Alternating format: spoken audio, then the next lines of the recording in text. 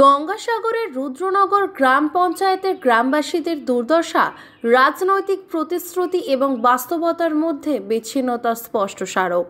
সুন্দরবন উন্নয়ন মন্ত্রী বঙ্কিমচন্দ্র হাজরা সহ বিভিন্ন নেতার বারবার আশ্বাস সত্ত্বেও 500 থেকে 600 মিটার জীর্ণ ইটের রাস্তাটি যাত্রীদের জন্য ঝুঁকিপূর্ণ রয়েছে।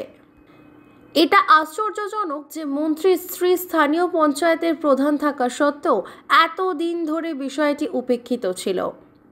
গ্রামবাসীদের হতাশা স্পষ্ট এবং দ্রুত পদক্ষেপ নেওয়ার জন্য তাদের দাবি ন্যায্য। গ্রামের মহিলারা প্রতিবাদ করে এবং তাদের উদ্বেগের সমাধান না হলে আসন্ন বিধানসভা নির্বাচন বয়কট করার হুমকি দিয়ে একটি সাহসী পদক্ষেপ নিয়েছেন।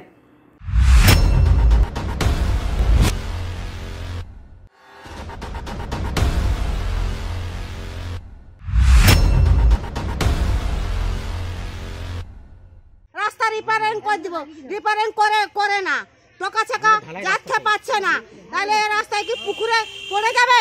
ওই অ্যাম্বুলেন্স বি গোটে অসুখ না, গোটে টোটো ঢুকতে পাচ্ছে না, গোটে অ্যাম্বুলেন্স আসতে পাচ্ছে না, তাহলে কি আমরা কি মরবো না মানে কি করব?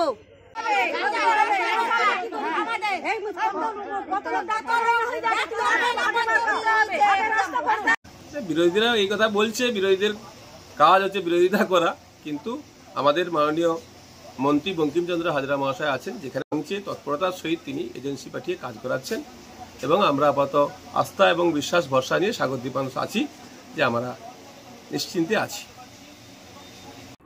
এই ঘটনা শাসন ব্যবস্থায় বৃহত্তর জবাবদিহিতা এবং স্বচ্ছতার প্রয়োজনীয়তা তুলে ধরে। নেতাদের তাদের নির্বাচনী এলাকার চাহিদাকে অগ্রাধিকার দেওয়া এবং তাদের প্রতিশ্রুতি পূরণ করা অপরিহার্য।